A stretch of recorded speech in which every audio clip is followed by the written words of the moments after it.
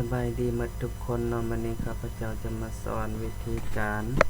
ตั้งค่าหน้าเจียใน Microsoft Word นะซึ่งบางท่านอาจจะรู้แล้วและบางท่านอาจจะยังบ่รู้เพราะว่าการนำใช้ Word บางอันเราอาจจะยังบ่รู้และยังบ่เข้าใจปานใดเนาะการตั้งค่าหน้าเจียแบบแนวตั้งแนวนอนใน Microsoft Word มันก็บ่ได้ซับซ้อนเนาะและก็บ่ได้ยากแต่ว่าท่านใดที่ยังบ่รู้อาจจะยากเนาะแต่มื้อนี้ข้าพเจ้าจะมาสอนในการตั้งค่าหน้าเจียแบบแนวตั้งแนวนอนแบบง่ายๆกันเลยเนาะ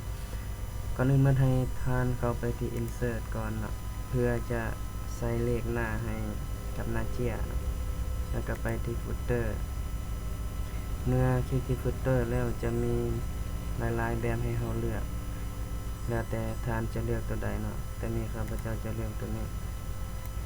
แล้วข้าพเจ้าจะเปลี่ยนสีให้มันเป็นสีดำแล้วก็ฟอนต์16เนาะเพื่อเป็นตัวอย่างในการเฮ็ดนี่เนาะแล้วก็คลิกไปเมื่อเราได้หน้ามาแล้วเมื่อให้ได้หน้าเจียหน้าที่1มาแล้วให้เราไปที่ Layout เมื่อท่านไปที่ Layout จะเห็นคำว่า Break ให้คลิกเข้าไปแล้วเบิ่งที่ Section Break แล้วเลือกตัวที่ Next Page Next Page ก็คือสร้างหน้าใหม่เนาะ Next ไปหน้าใหม่เมื่อข้าพเจ้า Next Page เห็นบ่ก็จะเกิดหน้าที่2ขึ้นมาเมื่อเกิดหน้าที่2ขึ้นมาแบบนี้ปึ๊บแต่ว่าหน้าที่2เฮาอยากให้มันเป็นหน้าแนวนอนเฮาจะเฮ็ดจังได๋แล้วให้ท่าน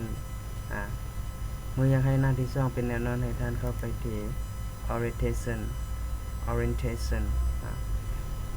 ออกเสียงอาจจะบ่ถูกเนาะภาษาอังกฤษก็บ่ได้เก่งเนาะอ่านเป็นคาราโอเกะไปเลยเนาะบ่ต้องสนว่าสิถูกบ่ถูกเนาะฝึกไปนำกันเนาะก็ให้ท่านเลือกที่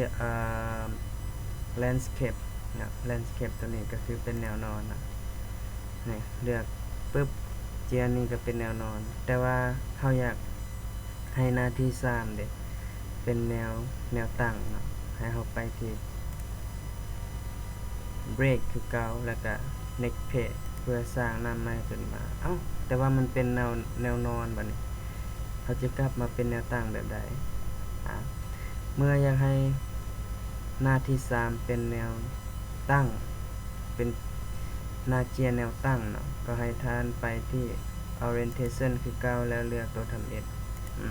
เห็นบ่ก็จะได้ตามที่เราต้องการก็คือหน้าที่1ก็เป็นแนวตั้งแล้วหน้าที่2เป็นเจียแนวนอนและหน้าที่3เป็นเจียแนวตั้งนะสำหรับการตั้งค่าหน้าเจียใน Microsoft Word นะบาง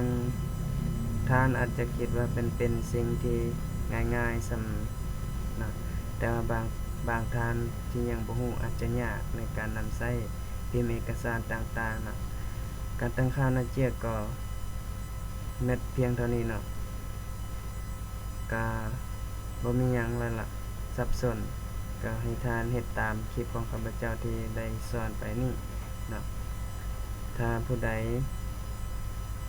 มักหรือว่าสนใจก็กดไลค์กดแชร์ให้ข้าพเจ้าได้เนาะเพื่อเป็นกำลังใจในการเฮ็ดคลิปต่อๆไปเนาะขอขอบใจหลายๆ